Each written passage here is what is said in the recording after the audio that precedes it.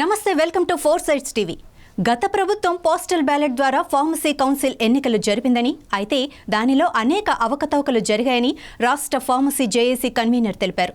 అందువల్ల కొత్త ప్రభుత్వం మళ్లీ ఎన్నికలు జరపాలని ఆయన ప్రజా దర్బార్లో తెలిపారు.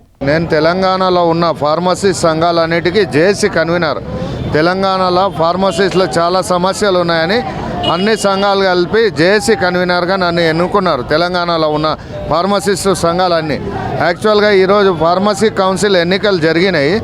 ఫార్మసీ కౌన్సిల్ ఎన్నికలు జరిగినప్పుడు అవకతవకలు జరిగినాయి. గత ప్రభుత్వం ఎన్నికలు నిర్వహించింది. గత ప్రభుత్వం ఎన్నికలు నిర్వహిస్తే 9th కౌంటింగ్ జరగాలి. నవంబర్ 9th కౌంటింగ్ జరగాలి. హరిచందన రిటర్నింగ్ ఆఫీసర్ ఐఏఎస్ అధికారిని పెట్టారు. ఆయుష్ నుంచి ఆమె కింది స్థాయి సిబ్బంది చీటింగ్ చేసి బ్యాలెట్ పేపర్లు ఇచ్చేసిండ్రు. బ్యాలెట్ పేపర్ యాక్చువల్గా పోస్ట్పోన్ చేయడానికి అధికారం లేదు.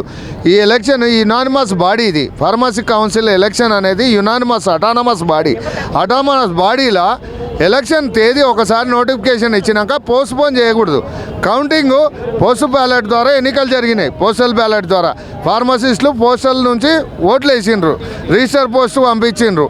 9th 10th కౌంట్ చేయాలి. నవంబర్ 10th ఈమె రిటర్నింగ్ ఆఫీసరు పోస్ట్పోన్ చేసి ఎన్నికలు డిసెంబర్ 11th కౌంట్ చేసింది.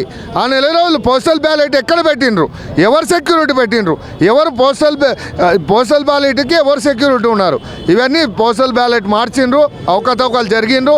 ఈ ఎన్నికలు మళ్ళా నిర్వహించాలి. గత ప్రభుత్వం చేసిన తప్పులను ఈ ప్రభుత్వం వెంటనే చర్యలు తీసుకొని నూతనంగా మళ్ళీ ఫార్మసీ కౌన్సిల్ ఎన్నికలు నిర్వహించాలి. ఈ తప్పులు జరిగినాయి.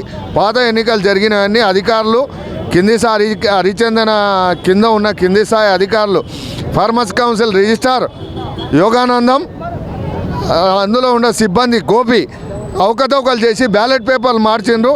వెంబడే వాళ్ళ మీద క్రిమినల్ చర్యలు చేపట్టాలి. ఫార్మసీ కౌన్సిల్ ఎన్నికలు మళ్ళీ నిర్వహించాలి. ఈరోజు 55,000 మంది ఫార్మసిస్టులు రోడ్డున పడుతున్నారు. ప్రభుత్వం వెంటనే గుర్తించి ఫార్మసీ కౌన్సిల్ రీ ఎన్నికలు జరపాలని కోరుతున్నాం.